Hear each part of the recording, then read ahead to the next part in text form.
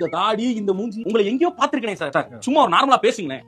பேசுவேன், காலை பேசுவேன், பேசுவேன், மாலை பேசுவேன், பேசுவேன், இரவும் பேசுவேன், பேசுவேன், நேரம் இருக்கும் போதெல்லாம் பேசுவேன், பேசுவேன், இன்ஸ்டாகிராம் இருக்கும் போது வரை பேசுவேன், நிவார் தொண்டை கட்டி போனால் நிவாரணம் 90 கொடுத்து பேசுவேன், பேசுவேன், தனியாகவும் பேசுவேன். தனியா பேசினா மெண்டல்னு சொல்லுவாங்கடா. டேய் நீயாடா தம்பி எப்படி இருக்க? நீ இந்த கவிதை எல்லாம் சொல்லிட்டு ஒரு மாதிரி தெரிஞ்சுக்கிட்டு இருந்த. டிக்டாக்லாம் பண்ணிட்டு இருந்தீல நீங்க. ஆமாடா. இவங்களே எங்க பாத்துர்க்கேன் நானு. பாருங்க நீங்க என்ன பாத்துப்பீங்க. ஆமா இவங்க அந்த டிக்டாக் ரீல்ஸ்லாம் பண்ணுவாங்களே. ஆமா. டேய் நீங்க ரெண்டா கப்பல் ரீல்ஸ் பண்ணுவீங்கல்ல? கரெக்ட்டா கண்டுபிடிச்சீங்க. நீங்க என்ன பண்றீங்க? ஏங்க அவங்க கமெண்ட்ஸ்ல உங்களுக்கு அவ்ளோ கேர்ள்ஸ் ஃபேன்ஸ். நான் நல்ல வேளை நான் அவங்கள கரெக்ட் பண்ணி கல்யாணம் பண்ணிட்டேன். இவரையா? ஆமா. அவ்வளவு கேர்ள் ஃபேன்ஸ். அவ்வளவு கேர்ள் ஃபேன்ஸ். மூட நம்பிக்கைங்கிறது இருக்கலாம். அது அடுத்தவங்களுக்கு திணிக்கிறது ரொம்ப தப்பு. என்ன ஒரு நம்பிக்கை திணிக்காம? என்னென்ன ஒண்ணுமா கமெண்ட்ல எல்லாரும் குத்திட்டு போய் பார்த்தாங்களா? இவங்க கல்யாணம் பண்ணிட்டாங்கன்றாங்க. என்னையா பண்ணிக்கிறீங்க? பொட்டிக்கு. பொட்டிக்கா? ஆமா பொட்டிக்கு. நீங்க பொட்டிக்க ஆரம்பிச்சீங்க? நாங்க பொட்டிக்கு ஆரம்பிச்சு சூப்பரா போயிட்டு இருக்கு. சந்து பாய் பொட்டி கேள்விப்படல நீங்க? சந்து பாயா? சந்து பாய். சந்து நான் பாய். சந்து பாய். சந்து பாய் பொட்டி கேள்விப்பட்டது நீங்க?